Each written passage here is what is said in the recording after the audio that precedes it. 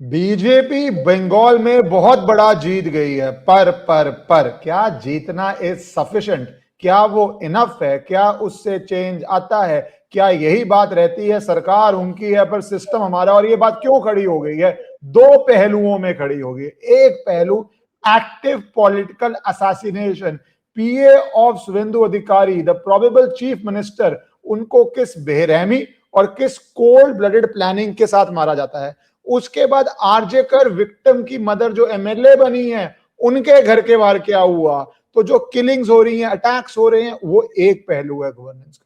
और दूसरा बंगाल से बाहर जिस पे बहुत सवाल उठ रहे हैं, जो एक इकोसिस्टम का मेल्टडाउन हो रहा है, उसको आप बोल दीजिए, कुछ लोग मजे लेके रोस्ट कर रहे हैं, कुछ लोग बोले कि ये जो मेल्टडाउन है ये आने वाले समय के लिए चुनौती है, क्योंकि ये हार नहीं मान रहे हैं। बहुत पहलू से वो इकोसिस्टम को देखा जा सकता है, क्योंकि कम्युनिस्ट इकोसिस्टम पूरे देश में फैला हुआ था। उसको टीएमसी ने ना सिर्फ बंगाल में टेक ओवर किया इन कार्डर्स के रूप में, पर बहुत हद तक फाइनेंस करके पूरे देश में भी वो कम्युनिस्ट इकोसिस्टम दिया। तो ये दोनों पहलू, live actual cold blooded murders, physical violence और इंटेलेक्चुअल जो इकोसिस्टम है, दोनों को डिस्कस करने के लिए हमारे साथ जुड़ गए हैं करण वर्मा जी, जिनके कोई परिचय की नमस्कार जी। आप उनको रोज टीवी पे देखते हैं, यूट्यूब पे देखते हैं, हर जगह देखते हैं। और वो सारा पूरा जो वेस्ट बंगाल है वो भगवा हुआ है, तो वो एज यूजुअल कॉन्ट्रा खेल रहे हैं, तो वो आज हरा पहन के बैठेंगे कि पूरा वर्ल्ड भगवा हुआ है। नहीं, देखिए आपने जो बात कही ना, बहुत बिटर स्वीट बात हुई पूरी। One of the sweetest victories, इससे बड़ी क्या विक्ट्री हो सकती है। मतलब लोग, people are dancing in the aisles, बिल्कुल जिसे कहते हैं ना, कई लोग हैं जो बुजुर्ग हैं, वो are 80-85 year old, they are as excited जैसे आजादी मिली हो, उस लेवल की एक्साइटमेंट है लोगों में, जो सुनने में आ रहा है।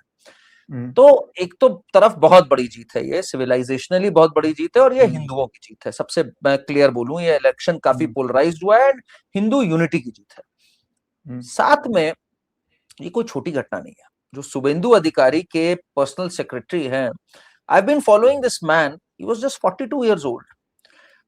इंडियन एयरफोर्स की अपनी जॉब छोड़ करके विद फैमिली रिलोकेट करते हैं, एंड ही डिसाइड्स कि मैं इनको सर्व करूंगा and will bring about a change. आपको याद होगा, एक बहुत वायरल क्लिप हुई थी जब ममता बनर्जी भवानीपुर के सेंटर पे पहुंच गई थी, जहां पर सारे स्ट्रांग रूम में जहां सारी वो रखे हुए थे। This man came down there and बहुत वायलेंटली मतलब बहुत एनिमेटेडली ही वाज लाइक, ये कैसे हो रहा है, this is against the law, how can you stay for 4 hours.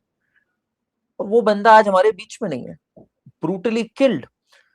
Imagine for the family, मतलब चुनाव तो आते जाते रहते हैं, बट वो व्यक्ति की तो खत्म हो गया ना जीवन, और वो परिवार तो खत्म हो गया पूरा।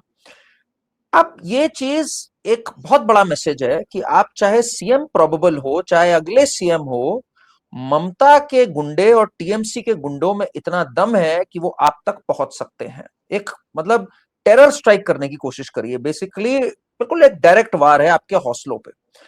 ऐसे में अभी अमित शाह जी और उड़ीसा के जो मुख्यमंत्री हैं, they are made the observers and they are deciding कि कौन मुख्यमंत्री। अगर आप मुझसे पूछें, I think it should be very very clear, someone like Suvendu Adhikari alone वही एक सीएम फेस हो सकते हैं, जो मस्कुलर भी हैं, जो बड़े क्लियरली इस पूरे सिंडिकेट राज जो चलता है वेस्ट बंगाल में उसको समझते हैं, जिन्होंने ममता और उनके गुंडों को बहुत क्लोजली देखा है। I think it's a no brainer.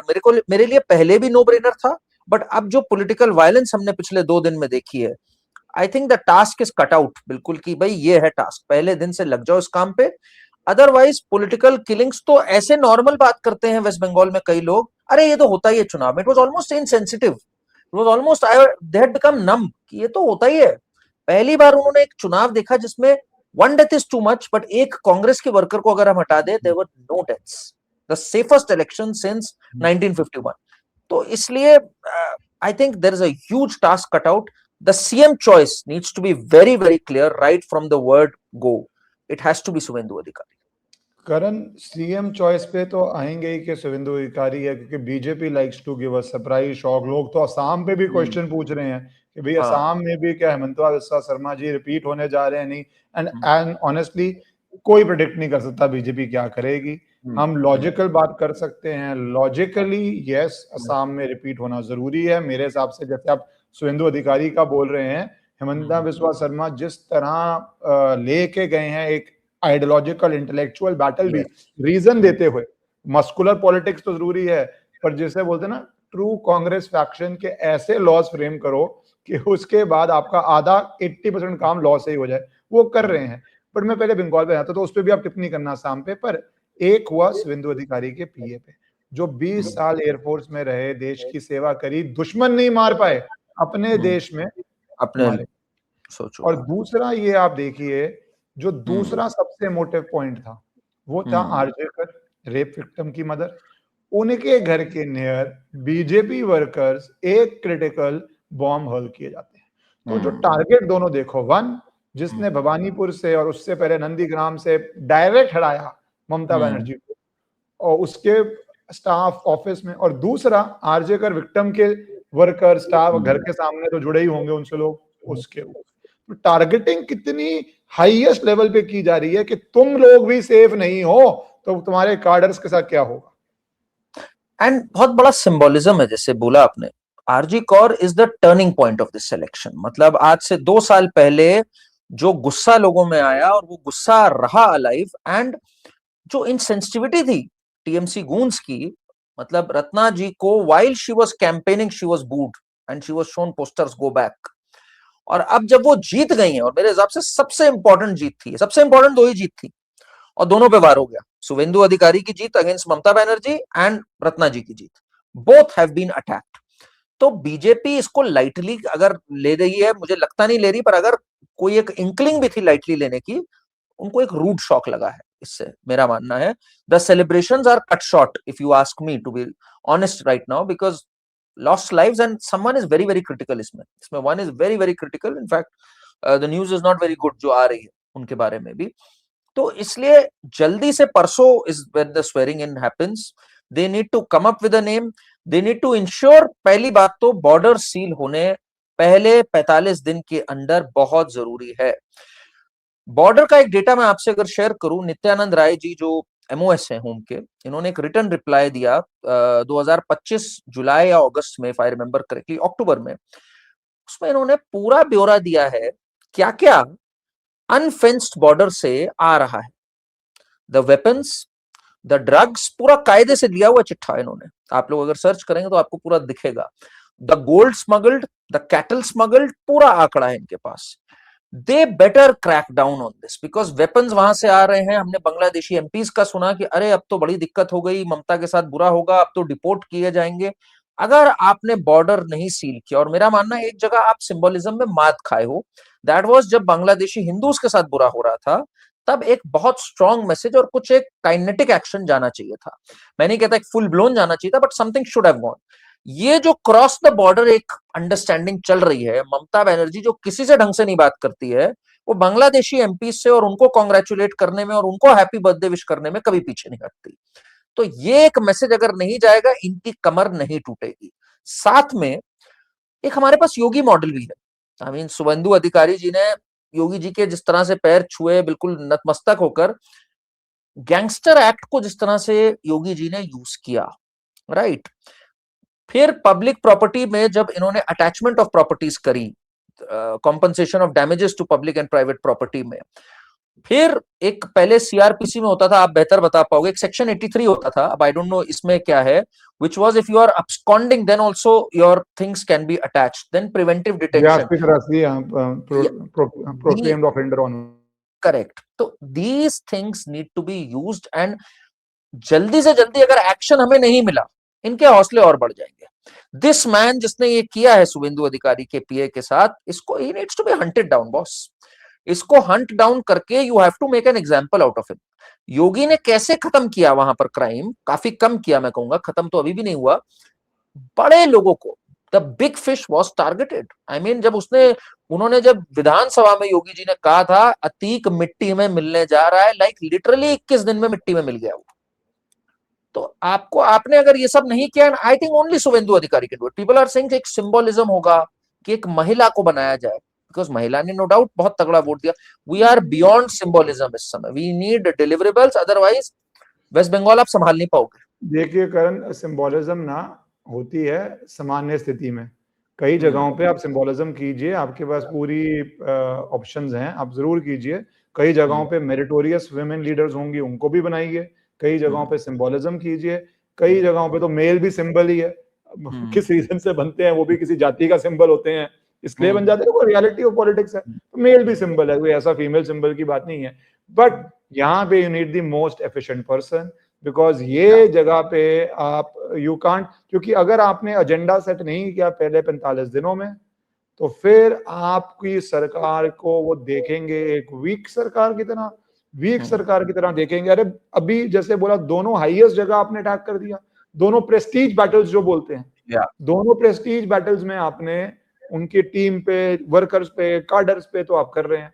भाई आगे क्या होगा? और अभी तो केंद्रीय सुरक्षा बल वहां पे हैं, तब ये है। सोचिए साल बाद, 6 महीने बाद गांव में क्या हो रहा होगा अगर आपने कंट्रोल आयरन ग्रिप से नहीं लिया तो। एंड सबसे अच्छी चीज ये है शुभेंदु अधिकारी जी के साथ कि he knows Mamata Banerjee and how she operates. Mamata Banerjee ने लेफ्ट की लाइफ मिजरेबल कर दी थी। She was a very fierce opposition leader, मतलब तहलका था बिल्कुल, जिसे कहते हैं खौफ मचा दिया था एक स्टेज पे, सड़कों पे। एंड इनके जो मेन एग्जीक्यूशनर थे उन सब चीजों के कौन थे? शुभेंदु अधिकारी। तो शुभेंदु अधिकारी knows how she can create that chaos, how she created that chaos in Nandigram. So you cannot have a better person who knows the enemy inside out and who knows the turf also. आप बहुत अच्छा behaviour कर रहे हैं, क्योंकि देखिए ममता बनर्जी हारी हैं चुनाव, but unlike lot of others, Lallu, Panju, Pappu जो चुनाव हारते हैं, she is a self made person who one battles against communist, जो बीजेपी तो उनके सामने 100 अपॉन 1000 नहीं है, अगर आप बोले इन रूथलेसनेस, वो उनसे लड़के आई। Only thing is she is not a young person now, otherwise I would have said you don't know वो कितना, इतनी यंग नहीं है, कितना एनर्जी लेवल रहता है। Age is a factor, see I think she is 70 something, right? तो 40s and 70s में बहुत अंतर है। बट अगर वो पुरानी वाली होती तो आप जीतने के बाद भी वो आपको चैन से सरकार नहीं चलाने देती। तो अब भी आपको वो रिस्क है। पर करण थोड़ा इससे अगर आगे बढ़े, हम जो ये तो बीजेपी को करना ही है, and we all know it, we are stating the obvious. ये आप जो कम्युनिस्ट इकोसिस्टम मेरे अनुसार टेक ओवर किया था टीएमसी ने, उसमें एक एंगल है, कुछ लोग कह रहे हैं अखिलेश यादव क्यों बार बार आते हैं, आईपैक वेस्ट बंगाल जाते ही आईपैक भैया छोड़वा देते हैं कि फंडिंग के पैसे नहीं है। तो पहले तो यूपी और टीएमसी में क्या रिश्ता देखते हैं आप, किस तरह का समझौता देखते हैं? और फिर मैं आऊंगा एक वाइडर इकोसिस्टम जो टीएमसी ने टेक ओवर किया था कम्युनिस्ट का। देखिए, Akhilesh Yadav is the last man standing. उनको क्या लग रहा है कि यार सबको खत्म कर दिया, स्टालिन गॉन, ममता गॉन, ठीक, तेज प्रताप तेजस्वी गॉन, ठीक, नाउ 27 में इज माय लास्ट होप। कौन तो मैं भी हूं, 22 में मैं हार चुका हूं, 17 में मैं हार चुका हूं। इसके बाद मेरा काडर बिखर जाएगा, समाजवादी पार्टी को टाटा बाय बाय हो जाएगी, नमस्ते हो जाएगी, ठीक, लॉस्ट इन द विल्डरनेस हो जाएगा। तो वो लास्ट वन है जो कल सपा वाले भी थे कुछ न्यूज स्टूडियो में, मैंने उनसे कहा भी, मैंने कहा भाई अब आप तैयारी कर लो, कांग्रेस को कितनी सीटें देनी है इसकी बात अब आप कर लो कि क्या करनी है। अच्छा, अखिलेश यादव के लिए it was a pressure tactic also against Rahul Gandhi by having a direct relation with TMC. बहुत चीजों पे Rahul Gandhi used to get very uncomfortable Akhilesh और टीएमसी की जो एक क्लोजनेस थी। अच्छा, and Mulayam Singh Yadav also had a very good relationship with Mamata Banerjee, मतलब ये इनकी एक लेगेसी चलती आ रही है। ममता बनर्जी जब 98 में अलग हुई कांग्रेस से, ममता बनर्जी का जरा इतिहास बड़ा मजेदार है, 98 में ये कांग्रेस से अलग हुई, ये जब गई, she took on the left, when she took on the left she had a very good relationship with BJP, BJP की सरकार का भी हिस्सा थी। और 2003 में आरएसएस ने कहा था ये तो दुर्गा का रूप है, और ममता बनर्जी ने कहा था आरएसएस वालों से बड़ा देशभक्त कोई होता ही नहीं है। ये 2003 की बात है। तो कहा यह जाता है कि 2003 तक बीजेपी वांटेड कि भाई लेफ्ट का जो मोनोपोली है यहां से ममता हटाए, बट ममता टर्न्ड कंप्लीटली रोग। कहा यह जाता है दैट ममता एक्चुअली, बहुत सारी थ्योरीज हैं इस पे, but Mamata actually was serving the interest of some higher powers also across the border also, and she did not go the saffron way, she did not go the Indic way, और उन्होंने फिर वही left का कार्डर अपने में inherit कर लिया, बस लेफ्ट कम्युनिज्म हट गया, अमेरिका भी खुश, बाकी फोर्सेस भी खुश, एंड शी टोटली यूसर्व्ड पावर। तो उसके अम्ब्रेला के अंडर आपका अखिलेश भी आ गए, तेजस्वी भी आ गए, they all became very happy because this was a border state and she was in complete command इस जगह पर, और 15 साल तक इनका राज रहा। तो ममता ने जब 19 सितंबर 2017 में रोहिंग्या के अगेंस्ट बोला, अखिलेश ने भी बोला, इन्होंने धरना किया, उन्होंने भी धरना किया। People like Shatrughan Sinha, they are very good interlocutors between the two, Mamata Banerjee and Akhilesh Yadav. तो ये इनकी पूरी चलती रही। अब अखिलेश यादव वहां पहुंचे कहने के लिए आप हारे नहीं हो। आज इन्होंने बोला कि आप हार के भी हारे नहीं, ठीक है। नहीं, आरफा ने भी बोला है, बाय द वे, आरफा ने भी बोला है अगर बीजेपी जीत गई तो भी हार गई है, हार गई तो भी जीत गई। और अभिषेक बैनर्जी तो सुकड़ गया बिल्कुल। अभिषेक बैनर्जी बोल रहा था अभी अमित शाह की हिम्मत नहीं है 4 के बाद आने की, अब ये बेचारा यूं सुकड़ गया, तब से इसका चेहरा ही देखिए, बॉडी लैंग्वेज देखिए, किस तरह फिल्टर थे या पहले, या किस तरह वो जोश लग रहा था। मैं आरफा पे आऊंगा क्योंकि वो थोड़ा एक स्पेशल सेगमेंट, जख्म को आपको आराम से मरम्मत करनी चाहिए, तो पहले हम जरा नेताओं पे रुकें। तो भैया आप ये देखिए कि अखिलेश यादव जाते हैं, जो कोई बहुत एक्टिव नेता नहीं है, ट्वीट करना अलग बात है, स्पेशली जाते हैं, मिलते हैं। अभिषेक बैनर्जी आते हैं, पर कोई स्माइल नहीं है शक्ल पे। शक्लें देखिए किस तरह का जो अग्रेशन था, यूनियन ऑफ इंडिया को थ्रेट करने वाले की शक्ल देखिए आज आप किस तरह बनी हुई है। नहीं, पर वही है ना, अभी इनका इलाज अभी और बाकी है, बिकॉज अभी भी इतनी हिम्मत कर दी इन्होंने कि शुभेंदु अधिकारी के पीए को जख्मी कर दिया, और आज भी वायलेंस चल रही है इस समय वेस्ट बंगाल में। तो शक्लें तो उतर गई, हौसले और उतारने के भी जरूरी है, is how I see it. और थ्रेट्स जो पुरानी दी हुई है, देखो कोई अभी तो जांच का विषय है, क्या हुआ शुभेंदु अधिकारी के पीए को, किसने किया, बट आपकी थ्रेट्स ऑन रिकॉर्ड है, इतनी सारी थ्रेट्स ऑन रिकॉर्ड है, उसको कोई, और आपकी सत्ता का रिकॉर्ड भी ऑन रिकॉर्ड है। या जो आपने पोस्ट पोल के बाद जिस तरह महिलाओं को घरों में साड़ियां भेजना, किस तरह महिलाओं को अगवा करना, किस तरह दिनों दिन उनको रखना, वो सारा डॉक्यूमेंटेड है, लॉन्ग लिस्ट ऑफ डॉक्यूमेंट्स है। पर जो इकोसिस्टम जो वैसे कहता है बिलीव ऑल विमेन, उनको इन महिलाओं की आवाज सुनाई नहीं दी थी। तो अब जरा मैं थोड़ा इकोसिस्टम पे आना चाहता हूँ। उस इकोसिस्टम की गट्स आप देखिए, वो कह रहे हैं फ्री एंड फेयर इलेक्शंस नहीं हुए। मतलब इनके हिसाब से free and fair elections are जब लोग मरे, जब वायलेंस हो। तो ये these hypocrites they been totally exposed. इस बार ये जितने लोग, कोई अगर कह रहा है फ्री एंड फेयर नहीं है जबकि सेफेस्ट एवर इलेक्शंस हुए हैं, आई थिंक हमारे को पता लग जाता है ये कितने बड़े फ्रॉड्स हैं सबके सब। और ये लाइन है पूरी फ्रॉड्स की, मतलब फ्रॉम जर्नलिस्ट टू दीज दरबारी YouTubers to everyone, whoever says this was not a fair election when actually पहली बार वायलेंस नहीं हुई है, इस पैथेटिक। एंड इवन जो मैंने तो एक आध महिला से भी बोला इस पे कि आप अपने को फेमिनिस्ट बता रहे हो, एम्पावर्ड महिला बता रहे हो, for the first time, why don't you say that Rekha Patra won? Why don't you celebrate that? Why don't you celebrate Ratna ji winning? Why don't you admonish TMC कि कैसे आपने एक पीड़िता की मां को आप बू कर रहे हो, आपको शर्म नहीं आती है? So these feminists are also, you know, these so-called empowered women are also exposed this time around. Because what happened in Bengal is actual women empowerment. These people went and won the election. And they fought against injustice in the best manner possible, going to the people. क्योंकि system ने आपकी जांच तो होने दी नहीं, तब आप लोगों के पास ही जा सकते हो जस्टिस के लिए। देखो, जस्टिस के लिए या सरकार के पास जाओगे, या जस्टिस के लिए आप कोर्ट के पास जाओगे, कोर्ट एविडेंस पे रिलाई करेगा, तो आप उसमें फिर सरकार का रोल आ जाएगा, या फिर कोर्ट इन्वेस्टिगेशन डायरेक्ट कर सकता है मैक्सिमम, और या फिर आप जाओगे जनता के पास। जनता के पास गए, जनता ने डिसाइड किया, बोला आप ही कानून लिखो, जो डिस्क्रिपेंसीज हैं आप ही सॉर्ट आउट कीजिए, प्रशासन अब आपके अंडर है, you are a lawmaker. तो जनता के पास गए आप डेमोक्रेसी में, और जनता ने उसको कर दिया। पर करण, अब जरा जख्मों पे आते हैं। बहुत सारे लोगों को जख्म लगे, तो आपकी नजर में कौन से लोगों को सबसे ज्यादा जख्म लगे, वो जरा बताना शुरू कीजिए, और क्यों क्यों लगे। नहीं, देखिए इसमें 2-3 लिस्ट्स हैं। एक तो है इनसाइडर्स की लिस्ट जो है, तो उसमें जो टॉप ऑफ द लिस्ट है वो एक है आपका महुआ मोइत्रा, एक है सागरिका घोष, सागरिका घोष के बारे में वैसे मैंने लोगों को एक ऑब्जर्वेशन दी, मैं आपके शो पे भी बता देता हूँ। आपने अक्सर सुना होगा ट्विनिंग के बारे में, ठीक? ट्विनिंग होता है जब generally couples twin, they wear the same colour, फिर there are sisters also who twin. This woman was twinning with herself. उसके स्पेक्टिकल्स और लिपस्टिक का कलर सेम रहा है पूरे कैंपेन में, आप ऑब्जर्व करिएगा। She has twinned with herself.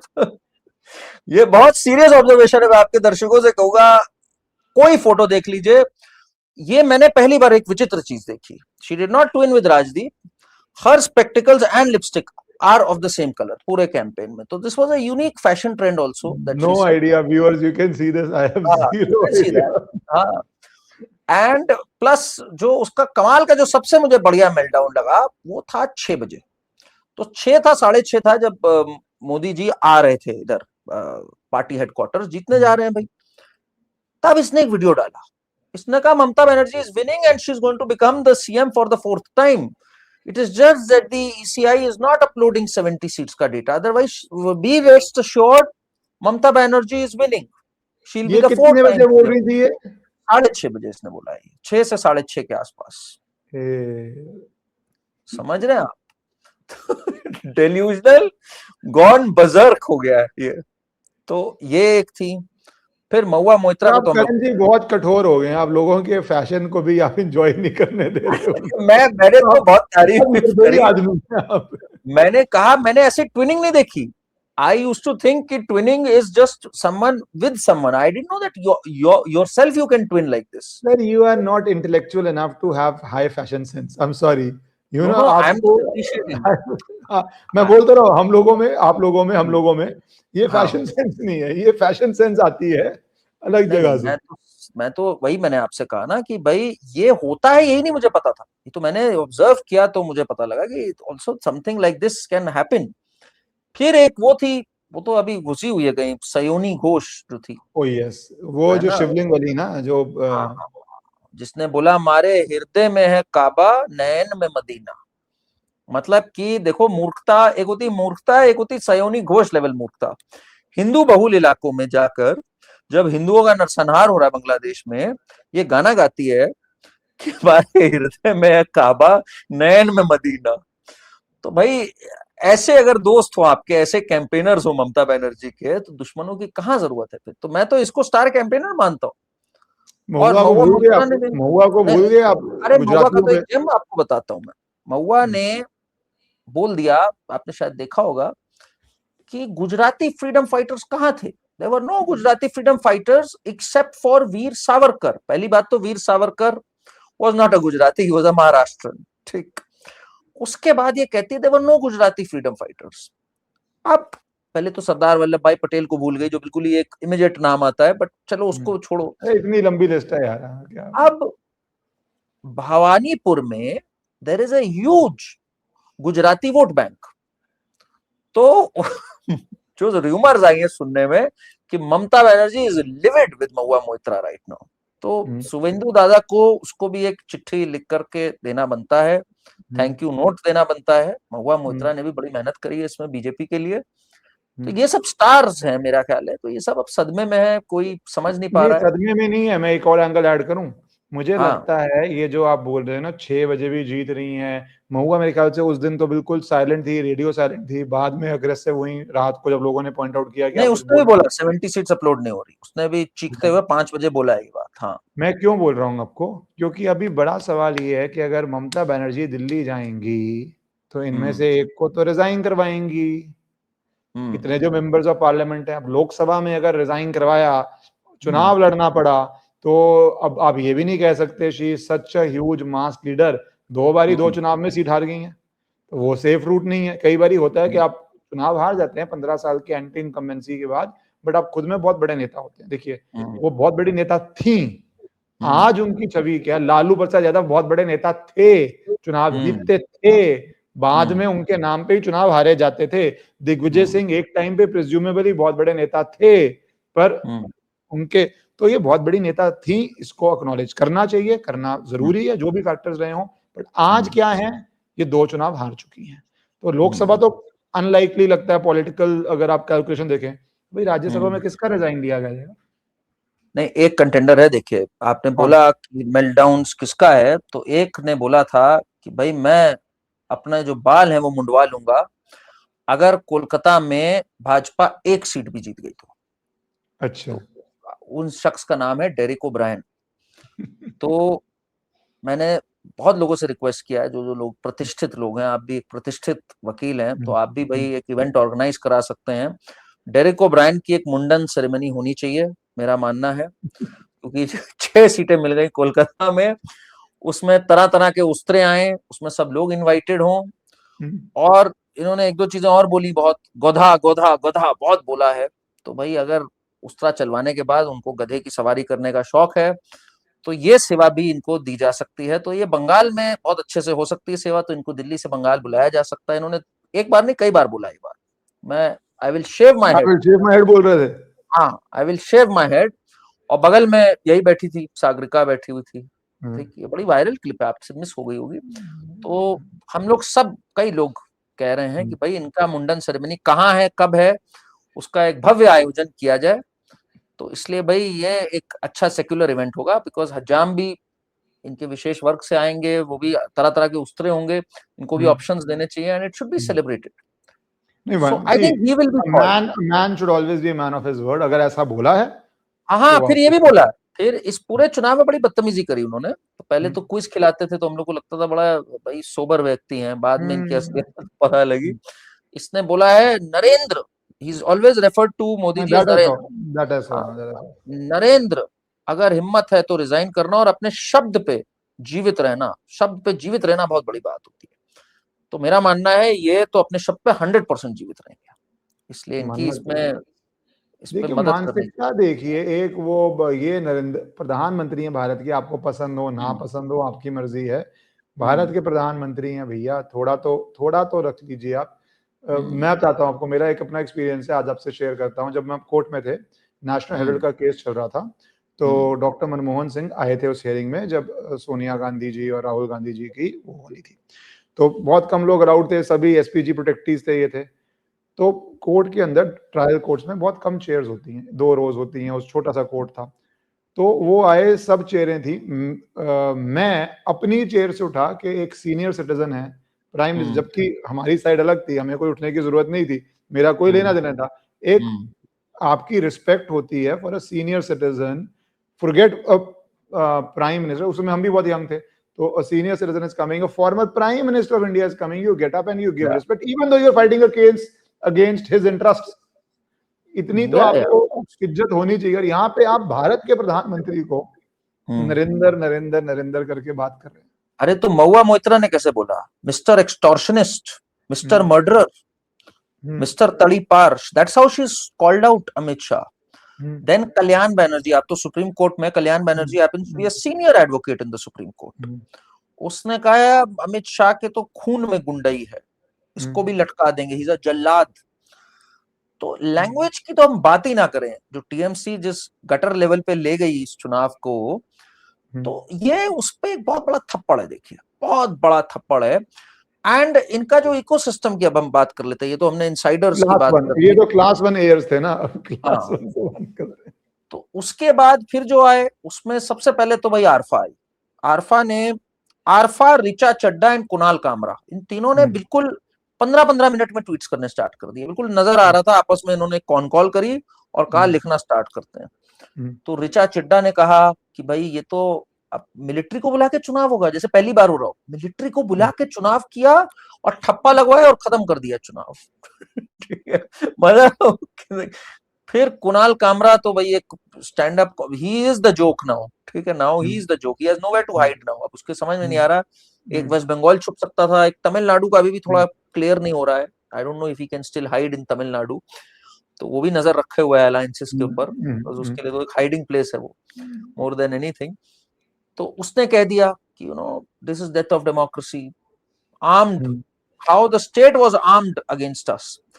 और आरफा ने जो सबसे बढ़िया बात कही, उसने कहा देखिए, अगर बीजेपी, चुनाव से पहले उसने कहा था, अगर बीजेपी जीती तो भी हारी, और अगर हारी तो हारी।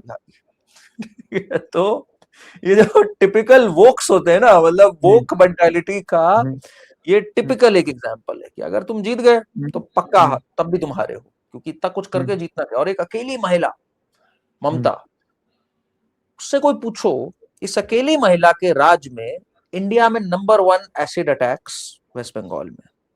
इंडिया में 35th 36 राज्यों में, अगर मैं 28 राज्य और 8 यूनियन टेरिटरी ले लूं, तो 35वें नंबर पर West Bengal in conviction against women, crime against women में 5% का कन्विक्शन है। यूपी का 71% का है। यूपी में क्राइम है बट कन्विक्शन भी आज बहुत ऊपर है। तो ये ऐसे ऐसे फ्रॉड्स एक्सपोज हुए। प्रणॉय रॉय डिकोडर चैनल पे, तो डिकोडर एक अच्छा, है ना, मैंने उनका नहीं देखा चैनल, उन्होंने क्या किया भाई एनडीटीवी के बाद, अब क्या कर रहे हैं वो? Decoder I know he has a channel, but what was the age a कौन चैनल पार्ट देयर? जिसमें ये सारे पहुंच गए, योगेंद्र अच्छा। यादव, निधि राजदान, प्रणॉय रॉय और एक दो और हैं, मैं उनका नाम भूल गया। तो इन्होंने क्या किया, मुझसे टाइम ले लिया, मुझसे रिक्वेस्ट किया कि आप आएंगे जरा 15 मिनट आपको में। बुलाया वहां पे? हाँ, मुझे बुला लिया इन्होंने। आप अगर गए नहीं होना तो लड़ाई करूंगा मैं आपसे, नहीं, आपको मैं जाना 100% चाहिए। गया। अरे क्या बात कर रहे हैं, मैं तो जाता ही, मुझे तो घर में घुस के मारने में बहुत मजा आता है। तो हाँ। मैं पहुंचा वहां, तो वहां पे मुझे योगेंद्र यादव मिल गए। ठीक, अच्छा। योगेंद्र यादव थे सामने, मतलब ऑन एयर ही जुड़े हुए थे, और निधि थी और एक और था। तो ये लोग मेरे पास आए, क्वेश्चन ही ऐसा फ्रेम्ड था कि you think sole woman who took on this, you think it was lopsided, it wasn't a level playing field. तो मैंने तो भाई उस पर पूरा ही फोड़ दिया। मैंने कहा how can you say this lone woman presided over a regime जहां एसिड अटैक्स नंबर 1 थे। एनसीआरबी डेटा खोलो, जहां से 5% था वुमन कन्विक्शन क्राइम, जहां आरजी कौर हुआ। In fact as an empowered woman you should say that the real winners today are the mother of the RG Kaur victim and Rekha Patra and all these people. अब वो चुप हो गई। चुप होने के बाद अब प्रणॉय रॉय को बोलना था, तभी इनके जो उसमें होता है, मुझसे इन्होंने कह दिया सर बस बस एक बाइट चाहिए थी सर। मैंने कहा बस हो गया, एक ही चाहिए थी। तो फिर मैंने देखा जाके तुम इन्होंने जो न्यूक्लियर मारोगे जड़ में, फिर एक्सपेक्ट करते हो कि बैठे और चाहिए तुमसे। ये इतने फ्रॉड हैं। उसके बाद प्रणॉय रॉय ने एक पूरा सेगमेंट किया और योगेंद्र यादव बोल रहा है yes doctor Roy what you are saying is absolutely adding up. उन्होंने प्रूफ कर दिया कि अगर एसआईआर ना होता तो ममता जीतने जा रही थी। उन्होंने ऐसी मैथ्स लगाई है, वो देखने वाला सेगमेंट है इनका, कि if not for SIR which was unfair according to them 200 seats आ जाती ममता की। इन्होंने पूरा वोट कटिंग वगैरह किस एंगल से दिखाया है, ये सोचिए आप जरा। करण, आपकी बात से ना मुझे एनडीटीवी के ग्लोरी डेज याद आ गए। मेरे ख्याल हाँ, से वही चल रहे थे, 2009 वही चल रहे थे। 2009 या 10 की बात थी, मुझे बुला लिया एक डिबेट पे। तो उस समय इनको चाहिए थे, हम भी प्रोफेशन में यंग यंग थे, इनको चाहिए था कोई दिवाली के अगेंस्ट। उस समय कैंपेन शुरू हुए थे, शुरू की बात है, मे बी 2009 की बात है, 10 की बात है, भूल गया कब की बात है।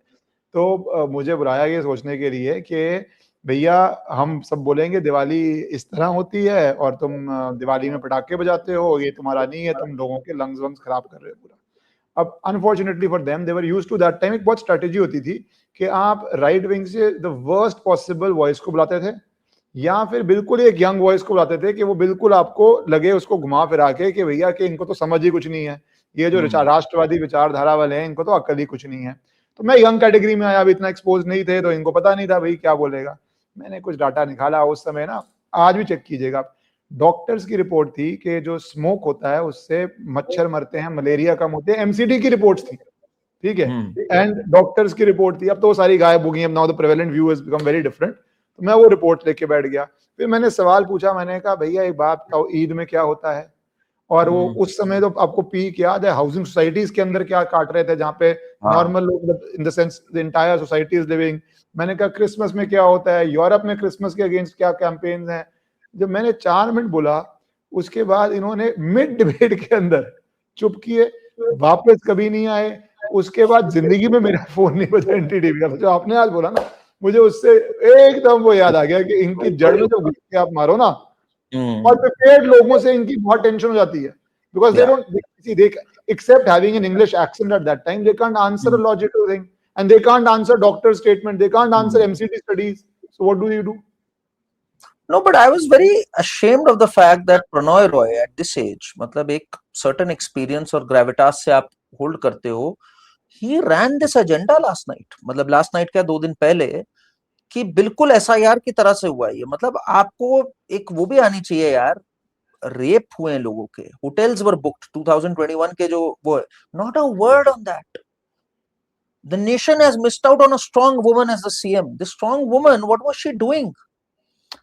It's pathetic. And इसमें बॉलीवुड को भी मैं बहुत जिम्मेदार मानता हूँ. शाहरुख खान जाके पैर छू रहा था ममता बनर्जी के, अमिताभ बच्चन दीदी, the way these Bollywoodias have patronized Mamta Banerjee as if she's some beacon of women empowerment. It's been pathetic. How ममता को इतना क्यों इन्होंने सर पे चढ़ाया इतने साल तक, somebody who was this violent and ruthless. And एक प्लेजेंट चीज बता शाहरुख दो खान का आप. कोई गलती नहीं है उसका. देखो कोलकाता नाइट राइडर्स हैं, ये प्रोफेशनल बिजनेसमैन है सारे. देखो सीधी बात है. तो इसका सीधा सा आंसर है क्यों किया भाई. आपका वहाँ पे केकेआर है, आपका स्टेडियम है, परमिशंस हैं. सो मतलब I am not surprised by this. No, they've been doing this even before this. ममता से ऑब्सेशन, आप शाहरुख खान के पुराने देखो, केकेआर तो 2008 में. अमिताभ बच्चन कोलकाता में एक मैच हो रहा था, उसमें आया था, सबसे पहले गया ममता से मिलने, दीदी. अरे उसने कोई बहुत अच्छे काम किए हों. She is pleasant to talk to, she has a nice personality, she engages with you well. She does nothing of that sort. She is always angry. Perennial anger syndrome है उसको. ठीक है, किसी से कोई एक होता है भाई, मेंटरशिप कर रहे हो आप किसी को आप guide, none of that she is done. And this obsession, एक वुमन एम्पावरमेंट का आपने उसको सिंबल बना दिया. This fraud thing had to fall off, and I think I'm glad this has fallen off now.